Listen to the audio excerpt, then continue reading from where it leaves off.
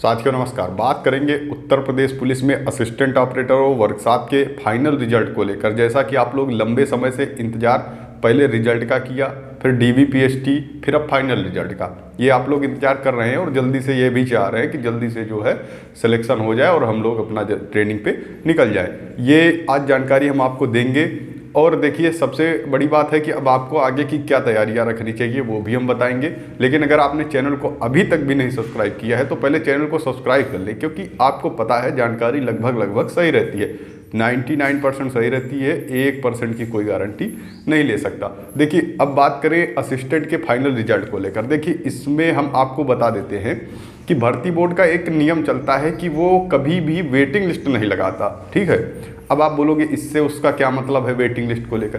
देखिए, अगर बिल्कुल भी रिजल्ट को लेकर प्रयास ना करें, ये मेरा ऐसा कहना है, आपसे रिक्वेस्ट भी है, इसलिए कि हेड के साथ अगर आपका रिजल्ट आ जाएगा तो आप लोग की सीट जो है बच जाएगी और किसी को ज़रूर उसमें फ़ायदा मिल जाएगा, आपकी मेरिट में भी प्रभाव पड़ सकता है। लेकिन अगर आप पहले ही रिजल्ट को जारी करवाने के पीछे पड़ गए हैं, ट्विटर कैंपेन हमने देखा, कई सारे मैसेज हमें भी आए, तो इसके चक्कर में आप लोग ना पड़े। ठीक है, कोर्स और इसके रिजल्ट को लेकर भी बता दें कि इसका रिजल्ट जारी कब तक हो सकता है। देखिए, रिजल्ट की बात कर ले कि कब तक जारी होना है, तो या तो अब वो रिजल्ट बहुत जल्दी आ जाएगा, ठीक है, या फिर अब हेड के साथ आएगा।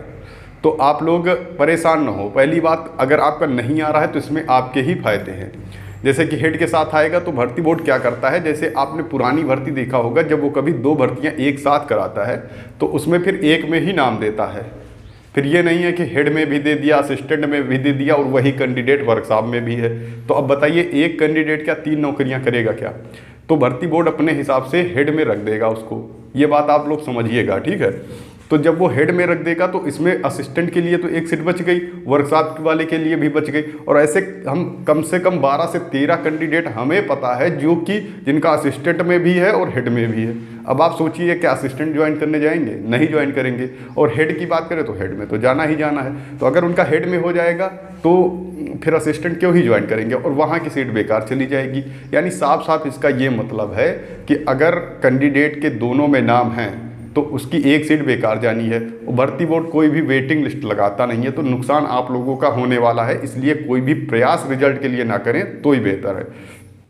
रिजल्ट हमने बता दिया, या तो अब बहुत जल्दी आ जाएगा या फिर जो है अब हेड के साथ आएगा। तो आप लोग यही जो है प्रयास करें कि अब हेड के साथ ही रिजल्ट आए यार, इसमें जिससे नुकसान न होने पाए। ठीक है, भर्ती बोर्ड हो सकता है कि उस तरीके से रिजल्ट को तैयार कर दे कि आपका नाम जैसे हेड में है तो असिस्टेंट में नहीं रहेगा, फिर वर्कशॉप में नहीं रहेगा, क्योंकि कोई भी होगा तो हेड की ही जॉब करेगा, अपने से उच्च ही पद पर जाना चाहेगा, वरना वो उसको फॉर्म ही क्यों डालता उसमें। तो अब जैसे जिसका वर्कशॉप और असिस्टेंट में है तो उसको असिस्टेंट दे दे और वर्कशॉप की जो है किसी और को भर दे। ये अगर करता है तभी अच्छा रहेगा। वरना अगर आप लोग जो मेरिट की बात कर रहे थे ना कि मेरिट कितनी जाएगी, देखिए मेरिट पर हम कोई वीडियो लाना नहीं चाहते थे, लेकिन इतने ज़्यादा कमेंट आए कि जो है सर आप बता दीजिए मेरिट कितनी जाएगी, कितनी बढ़ रही है, कितनी क्या हो रही है। देखिए, इसकी ऑलरेडी इतनी ज़्यादा हाई चली गई है, अब इस पर भी हम मेरिट लगाएंगे तो ये कहाँ जाएगी। इसलिए हम कोई मेरिट पे वीडियो नहीं लाना चाहते। आप लोग अपने हिसाब से देख लीजिए कि इसमें कितना नॉर्मलाइजेशन हुआ है, उस हिसाब से देख लीजिए। लेकिन हाँ, ये कहना है कि जिस शिफ्ट में नॉर्मलाइजेशन हुआ है, अगर आपका स्कोर जो वर्तमान की कट ऑफ है उसके आसपास 5 नंबर कम भी था, 5-6 नंबर, तब भी आपका फाइनल सिलेक्शन हो जाएगा। लेकिन अब ये कह दिया जाए कि मेरिट का अंदाज़ा लगा दीजिए कितने नंबर बढ़ेगी। अभी आपने यूपी पुलिस में देखा ना कितनी बढ़ी, तो उससे थोड़ा सा मुश्किल है अंदाज़ा लगाना। ठीक है, क्योंकि यहाँ पर संख्या भी बहुत ज़्यादा नहीं हो पाती, डाटा मिल भी नहीं पाता, और डाटा जो देते हैं बहुत से लोग गलत भी दे देते हैं कि हमारे तो इतने हैं, हमारे इतने हैं, बाद में उनके उतने रहते भी नहीं हैं। तो यहाँ से थोड़ा सा मुश्किल है। लेकिन मेरिट अब कह दो कम बढ़ेगी या 2-4 नंबर हम कह के निकल लें, उसके बाद आप लोग फिर बताएंगे कि आप 2-3 नंबर कह रहे थे और बढ़ गई ज़्यादा। इसलिए हम इस पर बिल्कुल भी बात नहीं करेंगे। लेकिन आप ये मान लीजिए मेरिट बढ़ेगी, ठीक है, ठीक ठाक बढ़ेगी। तो अपने हिसाब से देख लीजिए यार, अब मेरिट की बात मत करिएगा कि मेरिट कितनी जा सकती है, कैसे जा सकती है। बाकी हम सब आपको अपडेट दे देंगे, रिजल्ट संबंधी, मेडिकल संबंधी सारी डेट बता देंगे, आपको अपडेट भी कर देंगे।